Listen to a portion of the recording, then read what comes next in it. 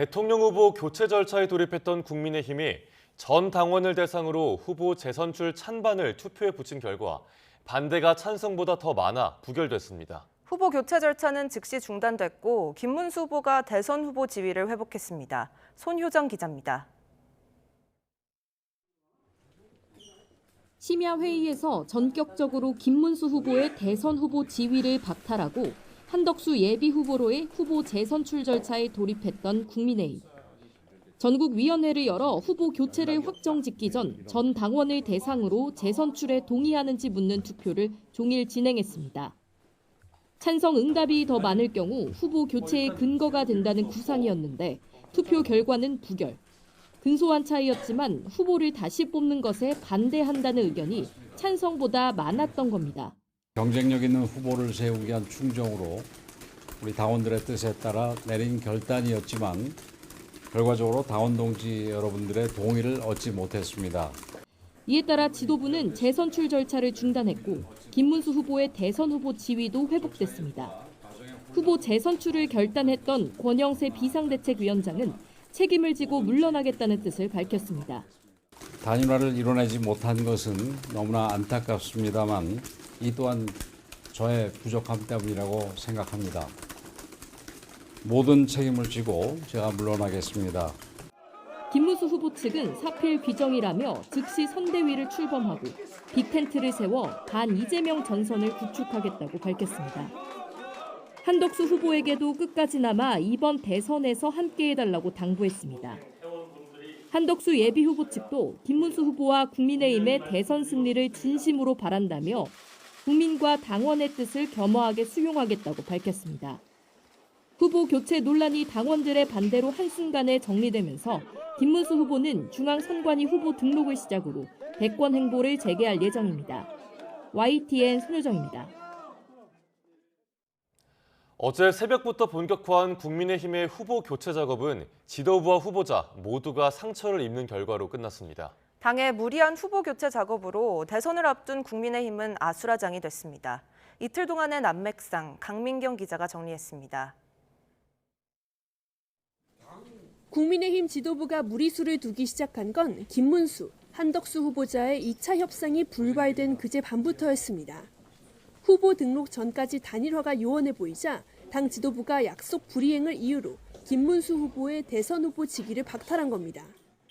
김문수 후보의 후보 자격을 취소하고 새로운 후보자가 등록하는 그 절차까지. 지도부는 새벽 3시부터 1시간 동안 후보 등록 절차를 다시 밟았고 무소속으로 있던 한덕수 후보는 곧장 입당해 단독 입후보를 했습니다. 원내 2당이 경선을 통해 선출한 자당의 대선 후보를 강제로 끌어내리고 후보를 교체한 헌정사상 초유의 일이 벌어진 겁니다. 김문수 후보는 야밤의 정치 쿠데타라며 강하게 반발했는데 이재명이라는 괴물과 싸워야 할 우리 당이 어젯밤 괴물로 변해버렸습니다. 지도부는 김 후보자가 단일화를 술책으로 썼다며 사퇴의 책임을 돌렸습니다. 김문수 후보는 당원들의 신의를 헌신짝같이 내팽개쳤습니다. 법적 대응에 나선 김 후보자를 향해 모든 절차는 합법적이라고 못을 박기도 했습니다. 그러나 당원의 뜻에 따른다는 지도부의 주장과는 달리 후보 교체에 대한 반발은 일파만파로 퍼졌습니다. 당장 경선 경쟁자들과 친한동훈계 등 비주류를 중심으로 지도부가 반민주적인 폭거를 저질렀다는 반발이 빗발쳤습니다.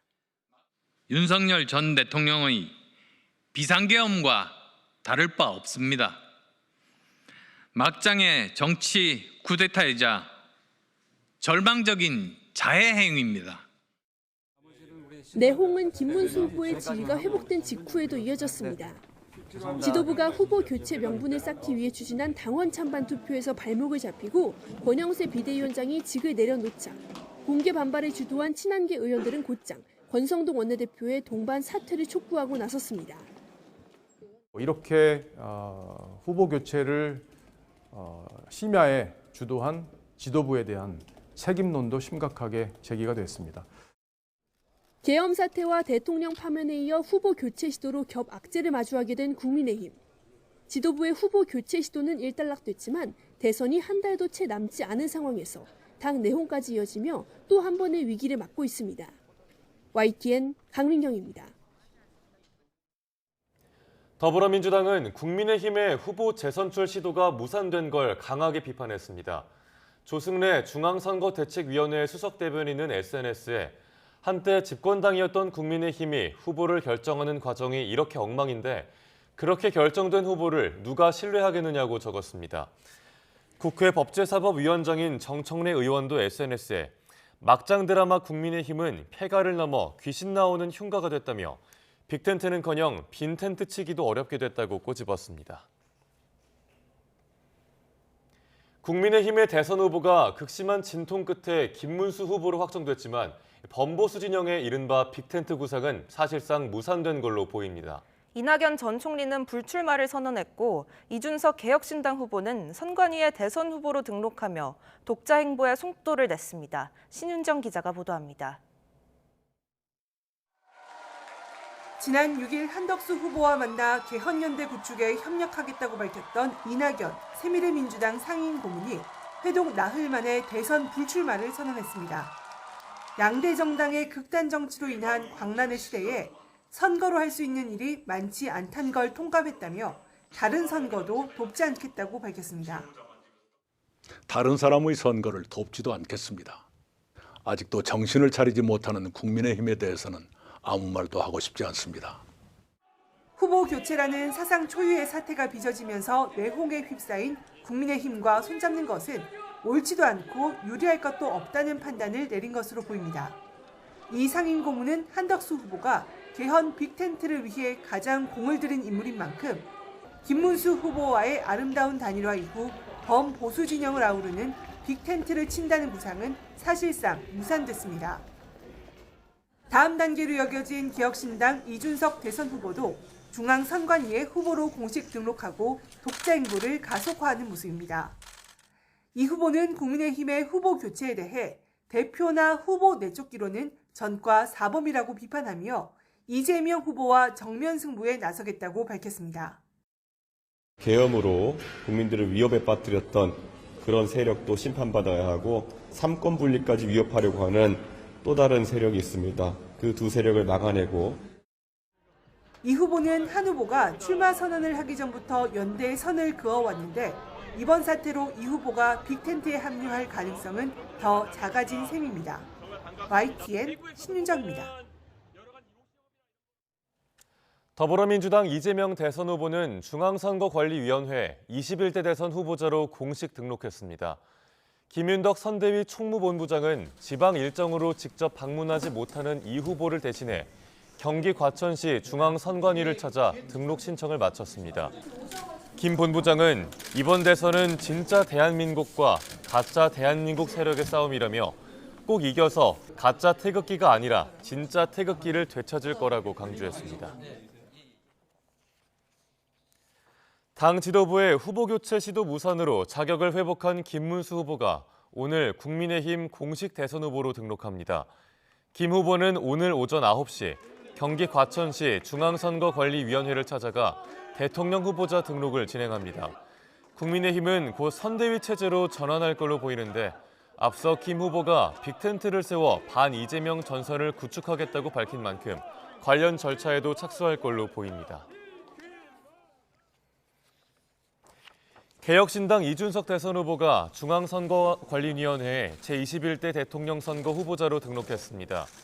이 후보는 등록을 마친 뒤 취재진과 만나 계엄으로 국민을 위협에 빠뜨렸던 세력도 심판받아야 하고 삼권 분립까지 위협하려고 하는 또 다른 세력도 막아야 한다고 강조했습니다. 이어 헌법 정신을 살리고 다시 한번 대한민국이 도약하는 기회를 만드는 게 후보로서 저의 역할이라고 덧붙였습니다. 더불어민주당이 사법부를 향해 거침없는 압박 공세를 펼치고 있습니다.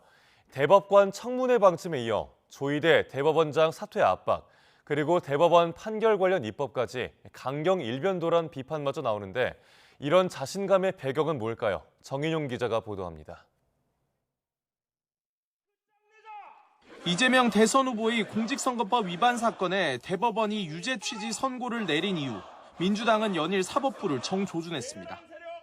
대법관들이 6만 쪽 사건 기록을 제대로 검토한 게 맞느냐는 비판을 시작으로 재판 경위 규명을 위한 청문회까지 의결했습니다.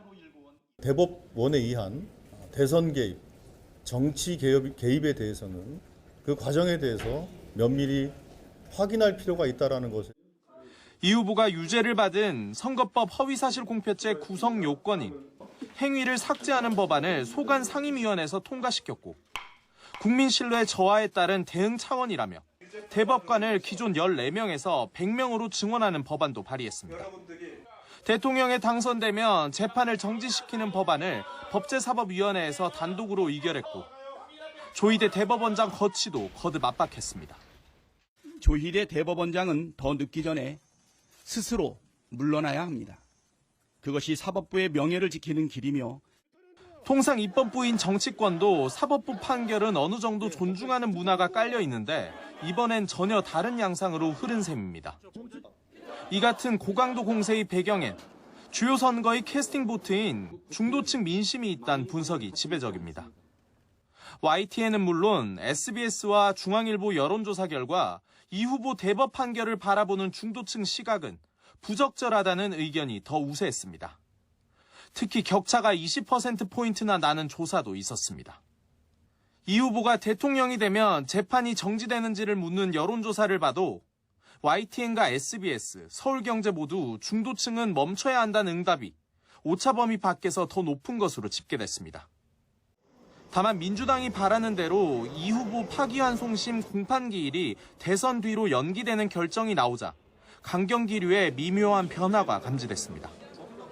조희대 특검법 발의와 선거법 개정안 법사위 처리를 보류하는 등 수위를 조절하고 나선 건데 이 역시 중도층이 거부감이 들지 않도록 숨고르기에 나선 것 아니냐는 해석도 나옵니다. 문제는 12일부터 대통령 선거가 시작되고 있습니다. 이정현 후보가 어떤 생각을 갖고 있고 어떤 비전을 제시하는지 이걸 봐야 될 거 아니겠습니까?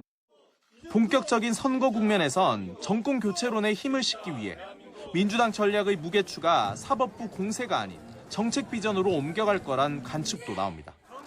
YTN 정인용입니다. 이재명 민주당 대선 후보의 대법원 판결을 둘러싼 논란과 관련해 오는 26일 전국 법관 대표회의가 열립니다. 전국 법관 대표회의는 그동안 사법부 주요 현안에 대한 일선 판사들의 목소리를 수렴해 왔는데요. 특정 판결과 관련해서 회의가 열리는 건 사실상 처음인데 공방이 예상됩니다. 보도에 차정윤 기자입니다. 지난 2003년 대법관 제청 관행 논란으로 처음 소집됐던 전국 법관 대표회의는 사법행정과 법관 독립에 대한 일선 판사들의 의견을 표명해왔습니다. 2017년 양승태 전 대법원장 시절 판사 블랙리스트 의혹을 계기로 회의체가 상설화됐는데 당시 전국 대표 법관들은 사법농단에 연루된 판사들을 탄핵해야 한다는 결의안을 통과시켰습니다. 탄핵 소추 절차까지 함께 검토되어야 할 중대한 헌법 위반 행위라는 데 인식을 같이 한다. 전국 법관회의는 1년에 2번, 정기회의 외에도 의장 직권이나 구성원의 5분의 1 이상이 요청하면 임시회의를 열 수 있습니다. 지난 1월 서부지법 습격 사태 때도 법관회의는 즉각 임시회의를 소집해 비판의 목소리를 냈습니다. 하지만 이번 이재명 민주당 대선 후보의 선거법 위반 상고심과 관련해선 전국 법관 대표들의 의견이 하나로 모일지 미지수입니다. 법원의 특정 판결과 관련해 회의가 열리는 건 사상 초유인데 이미 법관들의 의견 충돌이 수면 위로 드러나고 있기 때문입니다. 임시회의 소집부터 한 차례 투표 기간을 연장한 끝에 이뤄졌는데 찬성 의견보다 반대 의견을 밝힌 법관 대표들이 더 많은 것으로 전해졌습니다. 회의에서도 법원의 정치적 중립 논란과 사법부 압박에 대한 대응 등 주요 쟁점을 둘러싸고 치열한 격론이 예상됩니다. 안건은 출석 인원 과반의 찬성으로 의결됐겠지만 절반을 넘기지 못할 경우 별도의 입장 없이 회의가 마무리될 전망입니다. YTN 차정은입니다. 주말이었던 어제 서울 도심 곳곳에서 집회가 잇따라 열렸습니다. 시민단체 내란청산 사회대개혁 비상행동은 어제 오후 5시 광화문 동십자각에서 대규모 집회를 열었습니다. 근처인 서울 광화문 동아면세점 앞에서도 전광훈 목사를 주축으로 한 대한민국 바로세우기 운동본부가 낮 1시부터 집회를 열었습니다. 대법원 인근에서는 시민단체 촛불 행동이 오후 4시부터 더불어민주당 이재명 후보 사건을 유죄 취지로 돌려보낸 대법관들을 규탄하는 집회를 열었습니다. 또 윤석열 전 대통령 탄핵에 반대해온 유튜버들이 이에 대한 맞불 집회를 벌였습니다. 서부지법 폭동 넉 달 만에 일부 가담자들에 대한 첫 선고가 내려집니다. 초유의 법원 폭력 사태를 벌인 피고인들이 어떤 처벌을 받을지 관심이 모아지고 있습니다. 임예진 기자가 보도합니다.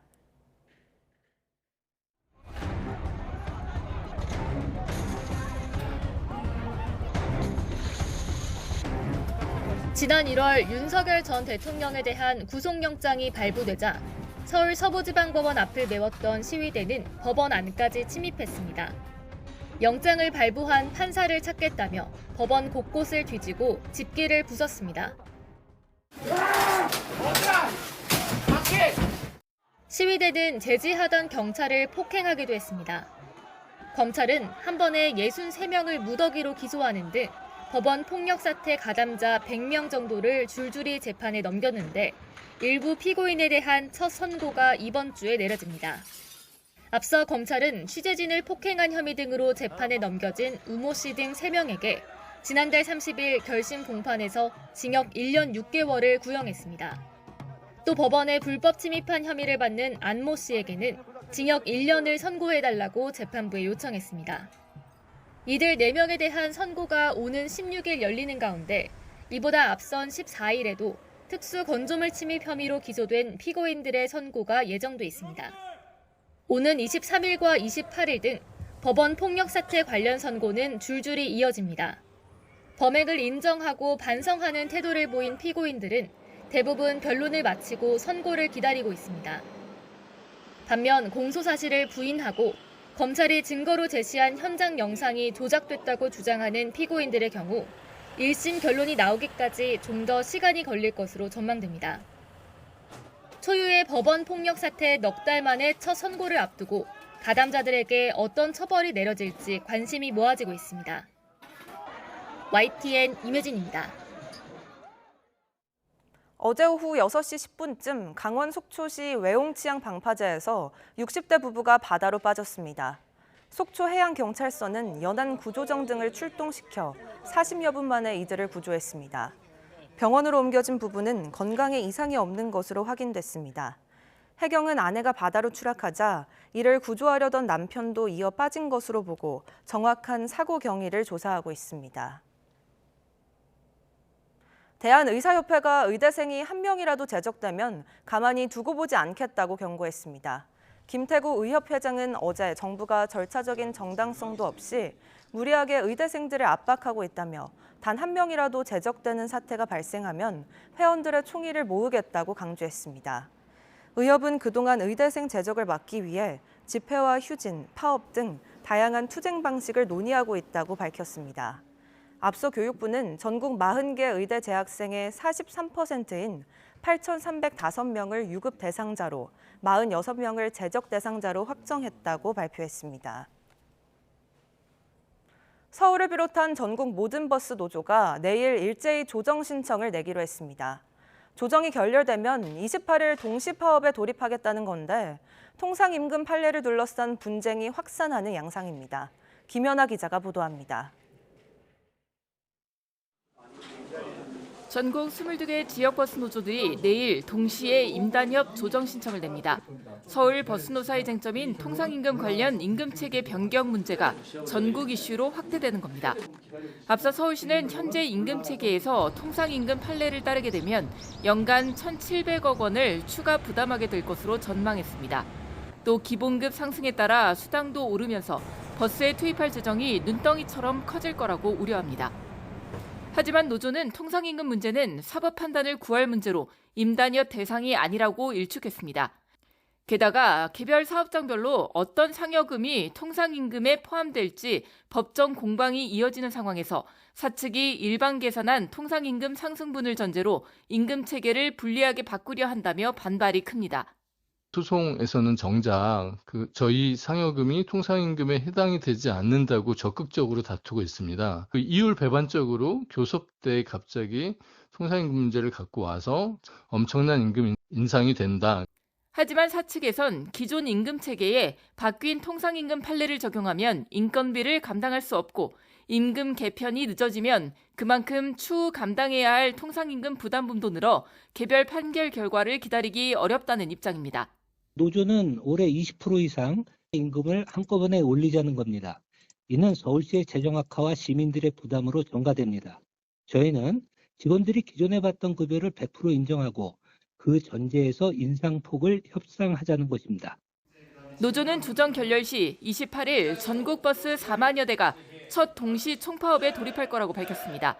하지만 현실적으로 노사 모두 버스업계나 버스 준공영제를 운용하는 지방정부의 재정 한계를 알고 있는 만큼 노사 모두 파국으로 치닫기 전 해결책을 찾으려는 노력은 이어갈 전망입니다.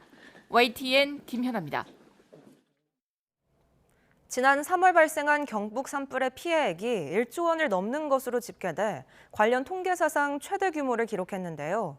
정부가 비슷한 규모로 복구비를 편성해 피해 주민 지원에 나섰습니다. 허성준 기자가 보도합니다. 산을 집어삼킬 듯 시뻘건 불길이 치솟습니다. 바람을 타고 불씨가 수십 미터를 날아다닙니다. 한순간에 집이 불타고 마을은 폐허로 변했습니다. 아이고 평생 일관하는 거 이제 우리 뭐 살면서 그지요. 이거밖에 남는 게 없어요. 먹고 살고 이것만 가지고 지금 살다가 이거 다 없으면 우리 뭐 먹고 살아? 지난 3월 의성에서 시작된 산불은 강풍을 타고 안동과 영양, 영덕 등 경북 북부를 휩쓸었습니다. 피해 면적이 10만 헥타르로 서울 면적의 1.6배고 이재민은 3,600여 명에 이릅니다. 중앙재난안전대책본부의 심의를 거쳐 확정된 산불 피해액만 1조 505억 원. 산불 통계 작성이 시작된 1986년 이후 최대 규모입니다.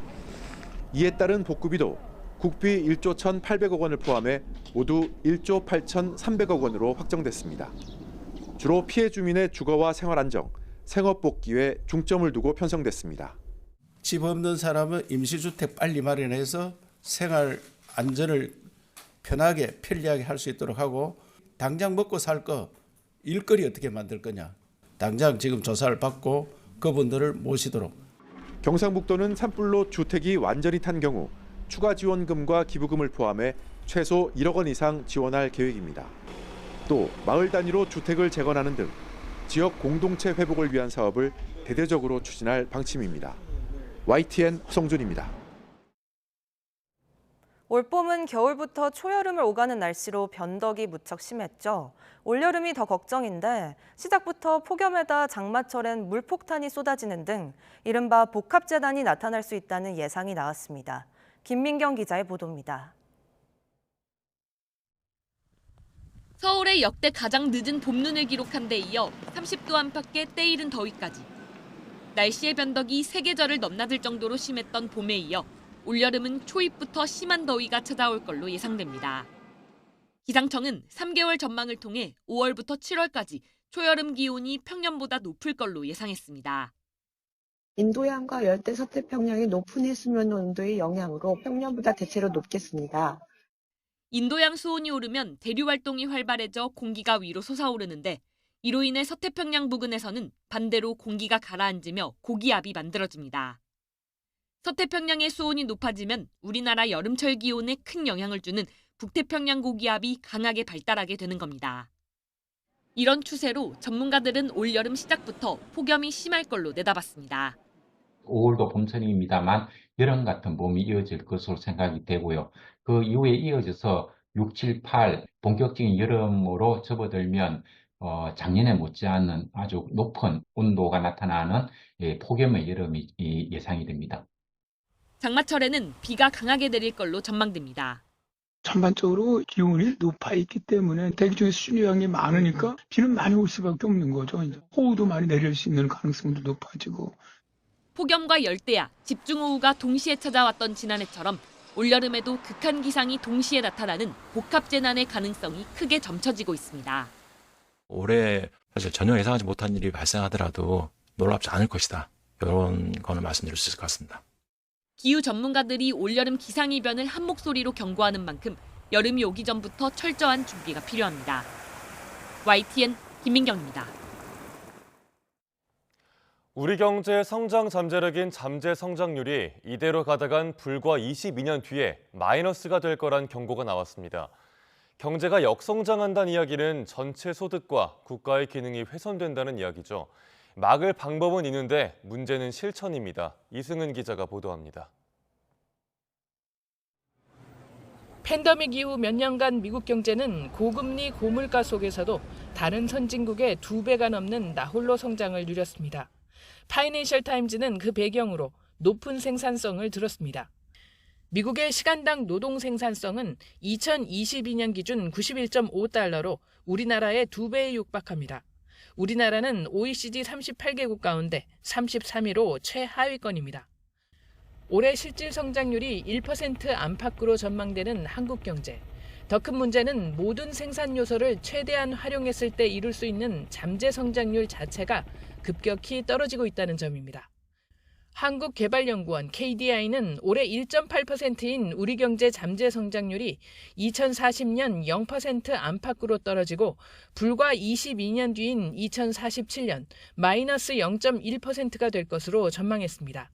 0%로 하락하는 시점이 2022년 예상 때보다 10년이나 당겨졌습니다. 그동안은 노동과 자본 등 생산 요소를 얼마나 효율적으로 투입했는지를 보여주는 지표인 총 요소 생산성 증가율 하락이 주 원인이었다면 앞으로는 노동 투입 감소 영향이 큽니다. 저출산으로 전체 인구 중 생산 연령 인구 비중이 올해 처음 70% 밑으로 떨어지고 2050년에는 51.9%에 불과할 것으로 전망됩니다. KDI는 경제구조 개혁을 통한 총요소 생산성 향상과 함께 여성과 고령층 경제활동 촉진, 노동시장 개방을 권고했습니다. 혁신 기업들이 시장에 좀 더 진출할 수 있도록 여건을 마련하고 또 경쟁을 제한하는 규제를 개선할 수 있다면 생산성 향상에 도움이 될 것 같습니다. 이러한 그 성과만큼 보상을 받는 시스템이 구축이 된다면 각각이 이제 역량을 개발하고 발휘할 수 있을 것입니다. 그리고 노동시장의 유연화도 필요할 것인데요. 문제는 해법은 있지만 진척이 없다는 점입니다. 성장률이 떨어질수록 금리가 떨어져 금리 인하 폭이 제한되고 세금 수입도 줍니다. KDI는 재정 지출을 통한 반복적 경기 부양으로 재정 적자가 악화하지 않도록 주의해야 한다고 강조했습니다. YTN 이승은입니다. 국내 관광지의 바가지 물가 피해서 해외여행 간다는 말 요즘 주변에서 자주 듣곤 하죠. 이게 실제 통계로도 확인됐습니다. 국내 여행은 줄지만 해외여행 수요가 늘어나고 있는데요. 경제가 어렵다고는 하지만 해외여행은 안 참는다는 겁니다. 오동건 기자가 취재했습니다. 김포공항 국내선 출국장. 국내 여행 수요가 몰리는 5월을 맞아 대주를 찾는 여행객을 쉽게 찾을 수 있습니다. 제주도 유명한 여행지고 국내에서는 그래도 비행기 타고 갈 수 있는 데 중에 좋은 곳이니까. 하지만 내수 침체의 영향으로 국내 여행에 쓰는 돈은 점차 줄고 있습니다. 우리 국민이 지난 1분기 국내 여행에 지출한 금액을 보면 9조 939억 원으로 지난해 같은 기간에 비해서 5.1% 줄었습니다. 제주도 타격도 큰데 1분기 내국인의 항공이용 방문이 지난해보다 13% 넘게 줄었고 항공편도 감소했습니다. 반대로 해외여행을 떠나는 사람은 늘고 있습니다. 지난 2월 해외여행을 떠난 사람은 6% 늘었고 지출액은 7조를 넘겨 7.6%나 증가했습니다. 경제가 어려워도 해외여행은 간다는 것인데 고물가에 차라리 해외로 가는 게 낫다는 가성비 측면에서 인기를 끄는 것으로 분석됩니다. 일본하고 비교해보니 오히려 제주도 물가가 조금 더 비싼 감이 좀 있더라고요. 사람들 인식 속에는 아직도 조금 해외여행이 더 수지타산이 맞지 않나. 전문가는 국내 관광지의 이른바 바가지 물가를 없애고 관광자원 연계 등 할인 혜택을 강화해야 한다고 조언합니다. 호텔이라든가 음식점이라든가 또는 재래시장이라든가 이런 관광지의 상품들을 다 이용했을 때 링크가 돼가지고 이들에게 할인을 줄 수 있는 이런 방식. 비싼 국내 여행을 2번 갈 돈으로 해외여행을 1번 가겠다는 목소리까지 나오고 내수 진작을 위한 황금 연휴에는 공항으로 몰리는 현실. 국내 관광의 경쟁력을 살리기 위해 어떻게 해야 할지 고민해야 할 시점입니다. YTN 오동건입니다.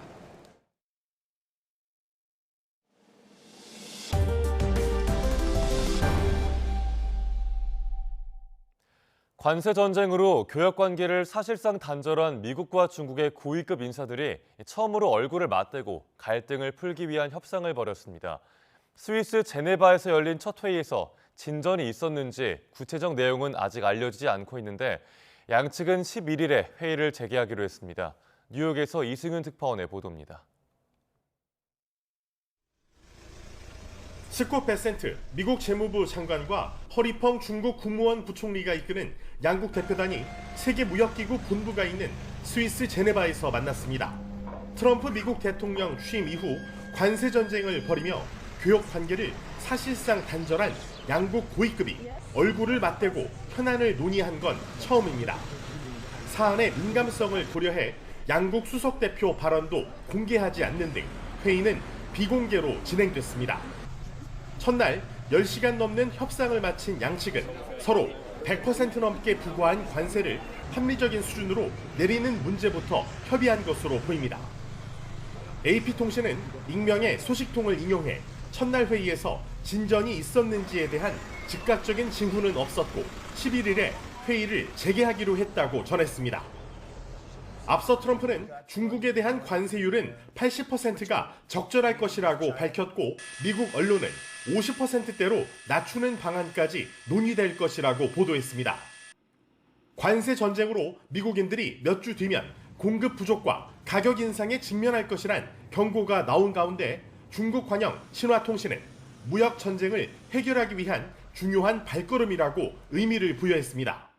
There's not an economist alive who thinks that the economy isn't facing enormous and unnecessary risks.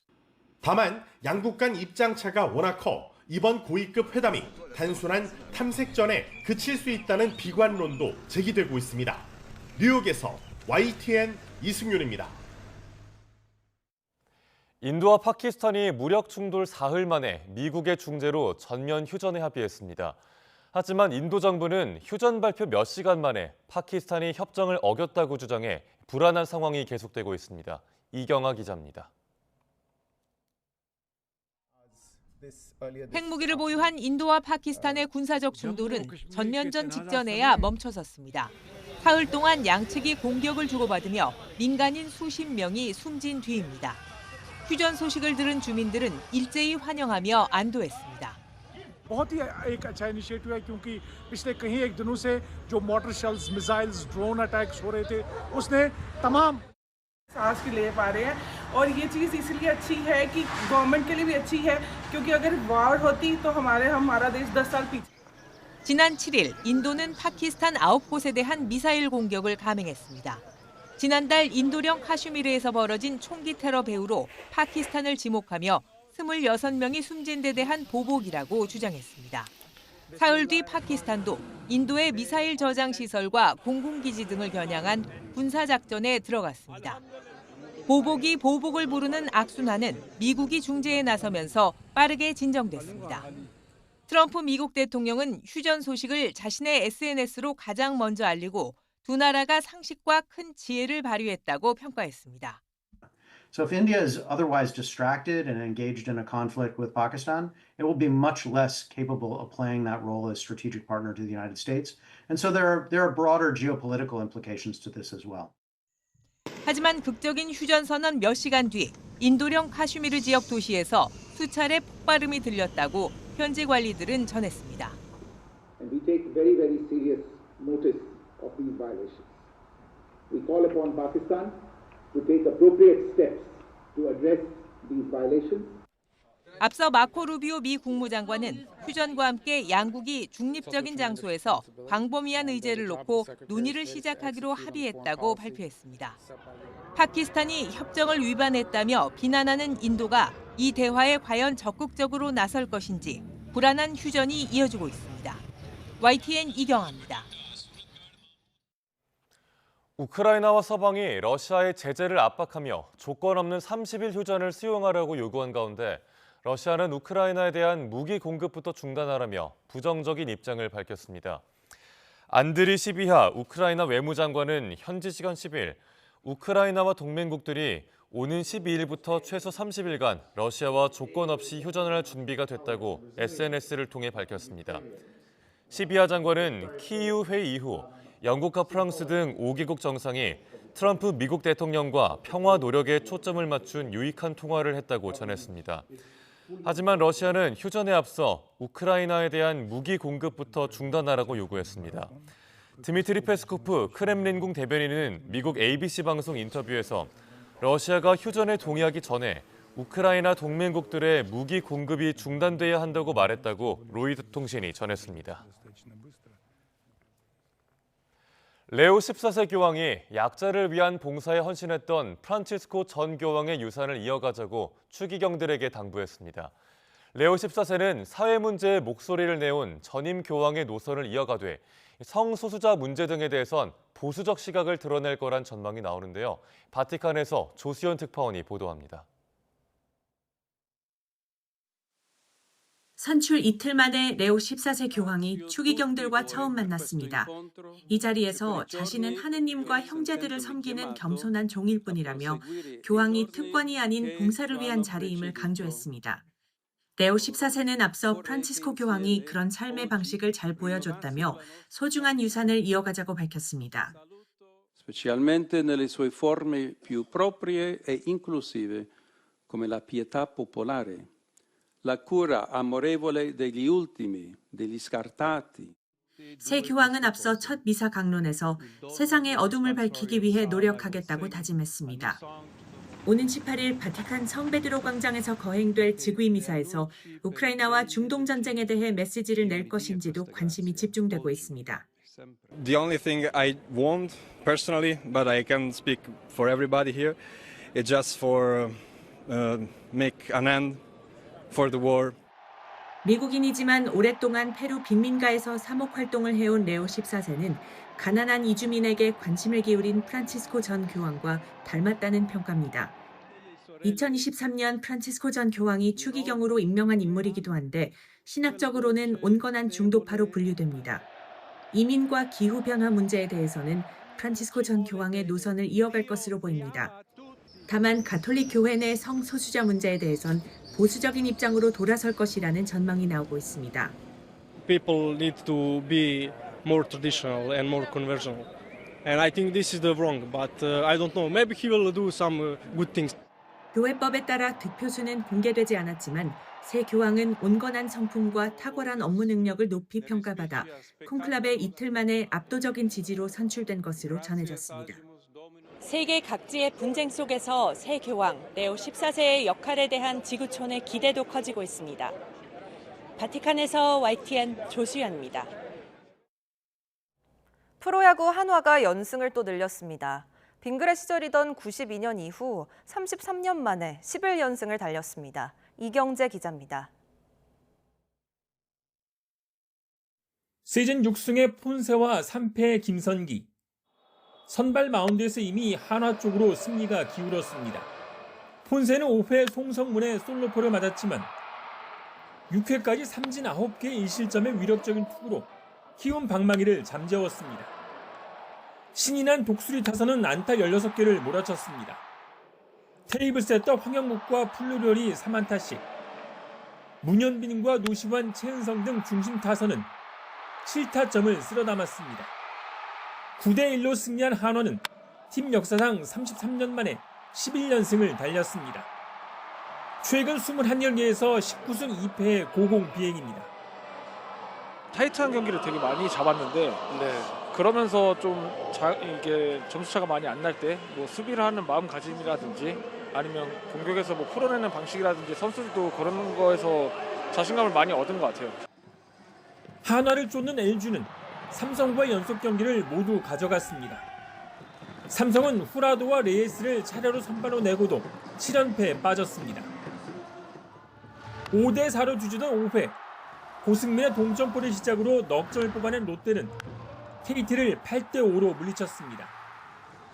기아는 8회 SSG 내야진의 연속 실책을 틈타 5대4로 승리했습니다. SS 최정은 9회 솔로포로 통산 500홈런에 한계를 남겼습니다. 9회 초 천재환의 역전 투런포를 얻어맞은 두산은 9회 말 케이브의 동점 솔로포에 힘입어 NC와 6대6으로 비겼습니다. YTN 이경재입니다. 긴 법적 분쟁 끝에 일본의 소유권이 인정된 고려시대 불상이 100일간의 고향 방문을 마치고 일본으로 떠났습니다. 불상을 떠나보는 법회에서 시민들은 우리 문화재를 다시 떠나보내는 현실에 안타까움을 드러내며 다시 만날 날을 기약했습니다. 이상곤 기자입니다. 목탁 소리와 반야심경이 법당 안에 울려 퍼집니다. 647년 만에 고향인 충남 서산 부석사에 돌아왔던 고려시대 불상인 금동 관세음보살 좌상. 어느덧 100일이 지나 일본으로 다시 떠나보내야 하는 날이 찾아왔습니다. 이곳에 모인 우리는 보살님의 슬픔을 걷어버리고 환한 미소를 되찾아 드리고자 다짐합니다. 10년 넘는 소유권 분쟁 끝에 우리나라 법원은 지난 2023년 일본 관음사가 불상을 오랜 기간 점유해 소유권이 인정된다고 최종 판결했습니다. 이후 양측 동의로 불상 단기대여가 성사되면서 외구에 약탈당했던 우리 문화재가 지난 1월 부석사에 잠시 봉환됐습니다. 100일이라는 짧은 시간 동안 전국에서 5만여 명이 다녀갔고 정부의 환수 노력을 촉구하는 서명에는 2만여 명이 참여했습니다. 관세음보살님을 보내드리지만 꼭 다시 오시리라 믿습니다. 아쉬운 마음이야 말할 수 없고. 일본은 불상이 일본에 도착하는 대로 자신들의 주요 유형문화재로 지정하는 방안을 추진하고 있는 것으로 전해졌습니다. 博物館に帰宅して収蔵庫で保管すると。そして機会があればその都度。 부석사는 불상의 외구 약탈 사실과 긴 법적 다툼 끝에 일본으로 가게 된 과정 등을 기록으로 남겨 후대에 전할 계획입니다. 100년이 지나도 과거의 문제를 풀지 못한다면 한일 관계는 진전될 수 없다라고 생각합니다. 그래서 약탈된 문화재는 적어도 제자리에 돌아와야 되고 또 우리 선조의 유해가 묻힌 무덤의 흙을 가져와 추모 공간을 마련하고 약탈 추정 문화재들의 환수를 위한 노력도 계속 이어나갈 것이라고 강조했습니다.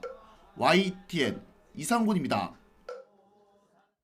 한국 현대사에서 지성의 상징이라는 평가를 받던 잡지 사상계가 55년 만에 복간됐습니다. 단순한 복간을 넘어 시대 변화에 맞는 종합지식 플랫폼으로 자리매김하겠다는 것이 목표입니다. 박순표 기자의 보도입니다. 장준하는 1953년 사상계를 발행해 자유, 민주, 반독재 투쟁의 장을 열었다. 1953년 독립운동과 장준하 선생이 창간한 사상계입니다. 김지하의 시 오적 때문에 1970년 잡지가 폐관될 때까지 한국 지성의 상징으로 자리 잡았습니다. 20년 가까운 세월 동안 최대 발행 부수가 10만 부에 이를 정도로 한국 현대사에 큰 영향을 미쳤습니다. 55년 만에 사상계가 돌아왔습니다. 문명 전환의 서곡을 주제로 현대 사회가 직면한 위기와 대안을 정치, 신기술과 인간, 사회적 연대 등 다양한 스펙트럼으로 조명했습니다.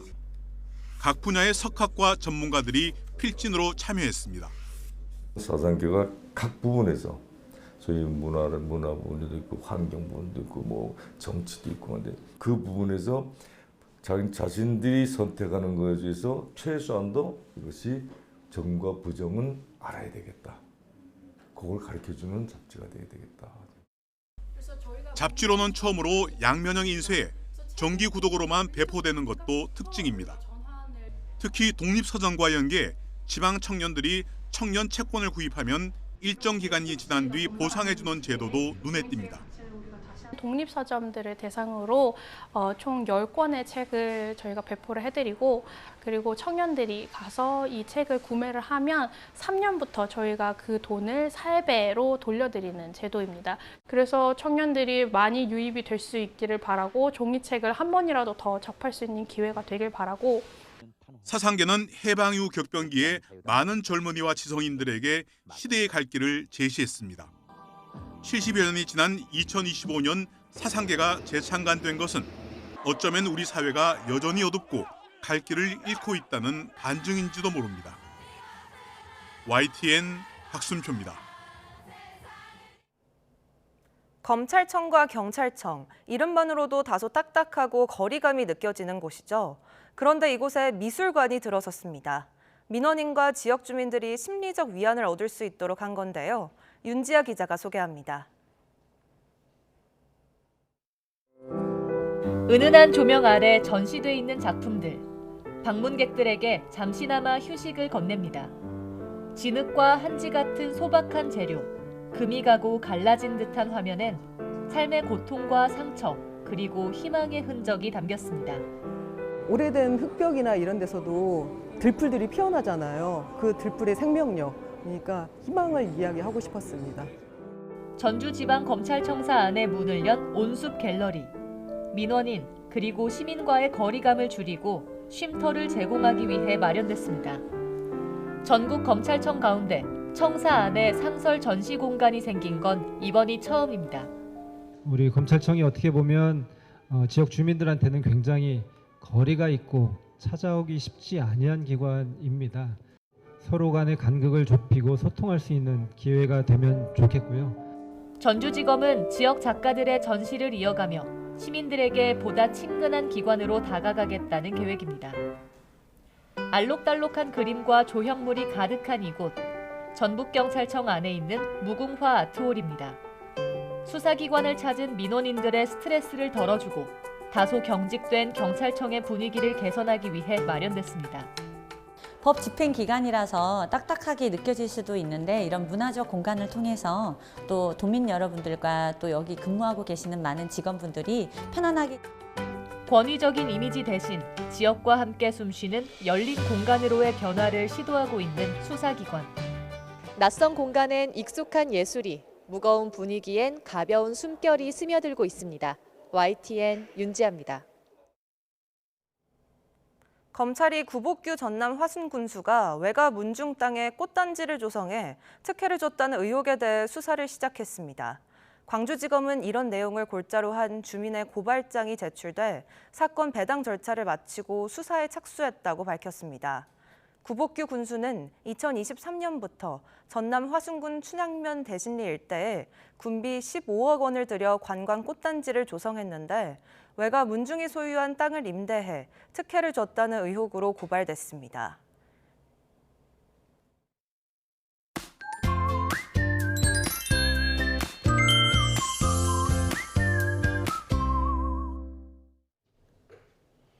휴일인 오늘은 이맘때 봄 날씨를 되찾겠습니다. 오늘 서울 낮 기온은 21도로 어제보다 8도 이상 오르겠고요. 그만큼 일교차가 10도 안팎으로 크게 벌어지겠습니다.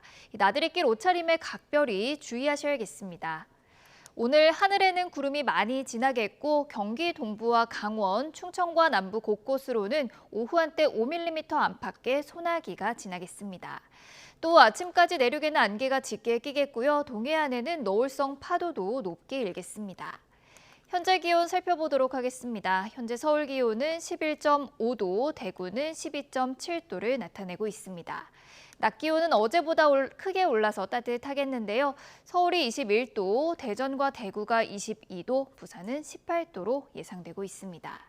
남은 한 주간 때일은 초여름 날씨가 이어지겠고요. 목요일 남해안과 제주도에는 비가 내릴 전망입니다. 지금까지 날씨 정보였습니다. 뉴스타트 2부 마칩니다. 잠시 후 3부가 이어집니다. 시청해주신 여러분 고맙습니다.